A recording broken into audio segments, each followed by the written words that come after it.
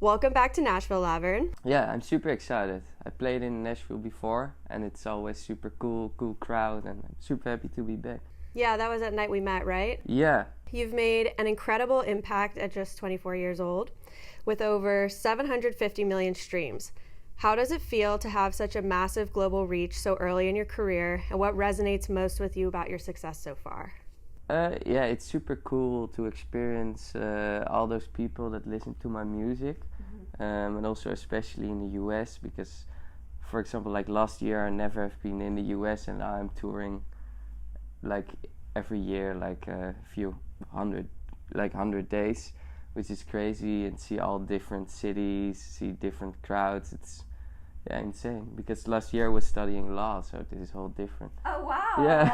Okay. So actually my life changed, and yeah, it's because of Hold Me. Actually, one of my songs blew up on TikTok, and then I started touring.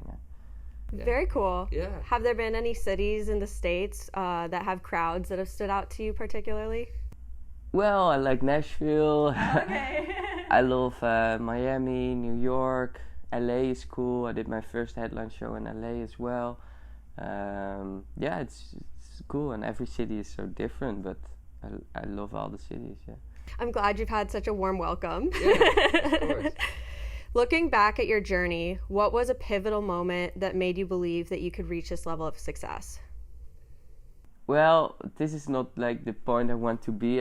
Still want to be much bigger, but like when I started touring, I was like, whoa, this is crazy. I can do what I actually wanted to do since I was 12, because back in the days I saw all those big DJs like Martin Garrix, Afrojack, and I wanted to do the same. And now, for example, I also played in India before Garrix for 45,000 people, and it was insane. And then you actually realize, like, oh, this is quite serious. Yeah, That's amazing cool. to have an opportunity like that with somebody you looked up to. Yeah, and that's that's insane actually. Yeah. Many artists struggle with the business side of their career, whether it's handling bookings, contracts, or managing finances. How do you stay on top of these responsibilities, and when did you realize you needed a strong team around you to manage all that? Well, I'm actually doing so many shows now, and I have to make music, and I have to focus on that side. So I have a management team, a great agency that helped me with everything. So they handle all that stuff, and I can just focus on my music and the creative part of my career. So That's great. it's beautiful, yeah. From the studio to the stage, you've captured the essence of emotive dance music. How do you maintain that emotional depth in both your productions and your live shows? Well, a lot of my songs actually contain like female vocals, a lot of euphoric, they call it stutter house vocal effects and everything, and it's really flowy, vibey, and it actually brings a lot of euphoria to the dance floor, which is super cool, I think, and that's what my music make, emotional dance music. Yeah, when I listen to your music, there's moments of it where I feel like you could even open for like Fred again or someone like that. Yeah, something like and actually he actually influenced me a lot, because when I started listening to his song, I was like, oh, this is so cool and so new, that I actually fell in love with that music too. So yeah. Very cool. Yeah. Your track Where Did You Go has been climbing the charts very quickly. What's the story behind that track? Well, that's my latest release with a Swedish singer-songwriter, Lily Alberg, and we worked together on the song, and then I put a snippet on TikTok, and it actually did really well. It reached 1 million views really quick. And people seem to love it, so actually we dropped it. So now it's out and it's performing really well, and I'm super happy with the song. Did you post it as a snippet on TikTok before finishing the track? Yeah, I most of the time do that, like during my working process, and then I show people what I actually make in the studio, and then they actually started to comment like, oh, this is cool, or this is shit. And then I can see like what they think of the song, and that's super important as well. That must also really help your workflow, like being able to finish a song that you know is going to have a positive response early on. And I can have like an organic, cool connection with my fans, and they can reply to the music I make. In a genre as fast-paced as dance music, trends can come and go quickly. How do you maintain longevity in the industry, and what's been your strategy for evolving while keeping your core sound intact? Well, I actually try to develop my music every time, and I think I also did that in the last year. And I'm always trying to do new things in the studio and come up with new ideas, but still with the Lavern signature in it. So, yeah.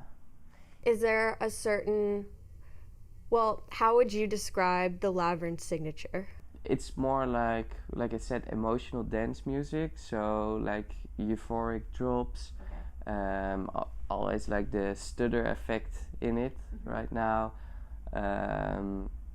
And catchy, cool melodies, yeah. You're no stranger to big stages, having already performed at the world's biggest Holi celebration in Mumbai with Martin Garrix, like you said. Also, yeah. And then you're about to take the main stage at EDC Vegas. Yeah. Congratulations. Thank you. What was that experience like in Mumbai, and how are you preparing for EDC Vegas? Mumbai was actually insane. I never have been in India before, and it was like crazy. It was like a big crowd. I played 1 hour, I think, 45,000 people, and yeah, it was like goosebumps. It was insane. Never experienced that before. And then EDC is also cool. I'm opening the main stage on Friday. It's my first time there, and yeah, it still feels unreal that I can play the EDC main stage after not even 1 year of touring. So it's really cool to start there. That's a really big accomplishment. Yeah, it's cool, yeah. How do you decide which tracks to play and how to curate the energy of the crowd? Well, I'm actually you mean for EDC? Yeah, for the specific sets, because you play to a lot of different cultural demographics. Yeah, I actually changed my set so now and then, and like for example at EDC I play 1 hour, and I try to play like 1 hour like with like 80-90% Lavern music, and I also make edits for my show. So when I play for example EDC main stage, I still have like all the Lavern songs but in a different way, like more build-ups and more energy, so it's different, but it's cool. But yeah, I'm changing my sets so now and then, because every city is different and also every festival is different. Yeah, it definitely is. I know in Nashville people really like things they can like sing along to. Yeah. First off, because everybody hears a singer, but they're also still learning about dance music. And then there's scenes like Miami where they're more used to it. So I feel like you can really dial into a crowd that like knows a bit more about the music, you know? Exactly, yeah. Building relationships with labels, promoters, and other artists is crucial in this industry. Can you share a lesson you've learned about the importance of networking and how you've gone about making meaningful connections in your career? For me, it actually started with TikTok. So I did a lot of stuff on my own. I didn't really have like a big management team or anything. It was just me on my own. And I was studying in Groningen with my friends. I just made music in my student room, and then I put out the music on TikTok, and it went viral, and people started to stream my music. That's how it actually worked, and then the labels came to me to sign me actually. It sounds like TikTok has played a really big part in your career.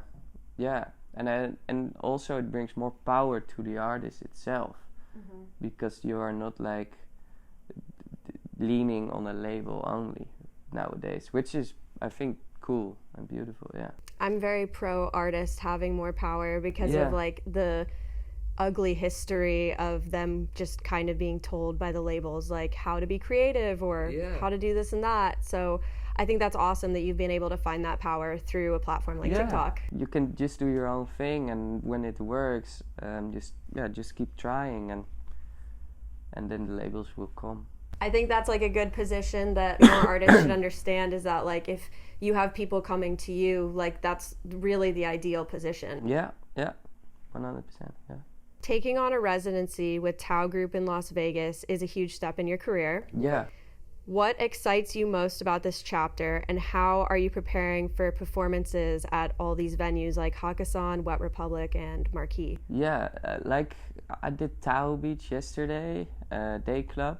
It was really cool, and it's super exciting to play in Vegas. It's different world, but it's always so cool to be there. And also a lot of DJs I look up to play there, so that's really cool.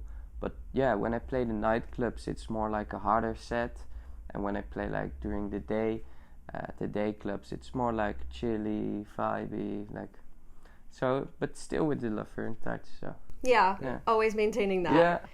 Yeah. You've had a strong presence in the studio, but now with your residency and upcoming festival shows, it seems like a new phase. How do you balance your time between producing new music and being on the road? Well, I'm flying back and forth between, like, for example, the US and the Netherlands. And for me, I really like to be in my own environment, my own space when I make music. So I'm actually flying back during the midweeks to make music. And then during the weekends, I do my shows. So I try to combine it. Yeah. That's a really big commitment. Yeah. And it's a lot of flights and jet lags, but yeah, it's part of the game. So yeah. It's crazy how people will complain about like a 20 to an hour long commute for work. Yeah. And then DJs are just like, yeah, I've got opportunities in America. I can do it. Yeah, it's full. Yeah. Yeah, it's not like an 8-hour day job. Yeah. It's much more, but yeah. When you're not producing or performing, how do you like to spend your time? Are there any hobbies or interests that help you keep your mind fresh? Yeah, I actually mountain bike, I play pickleball. I love tennis, and I love hanging with my friends as well when I have free time. So yeah, that's nice. I haven't heard anybody say pickleball yet, yeah. But it's a sport that's getting so much popularity, at least in the States. Like everybody's playing pickleball now. And it's fun. Yeah, it is a good time. Yeah, my mom likes to play it when I visit her. I'm getting old as well. No, that's not what I meant. She likes to be young. What's a piece of advice people should know or hear but usually don't get earlier on in their career? Just do your own thing and don't look too much to what others do, but just do your own stuff. You know, like in the beginning you look a lot to like all the other DJs and what they're doing, but if you're doing your own thing and be truly yourself, I think it works way better than following the trends. Mm-hmm. Yeah. I agree with you. I think that I've seen a lot of artists have a hard time balancing doing their own thing and trying to fit a certain mold because they want to be able to like fall in a lane that like has a proof of concept that they can like fit into and you know, grow within.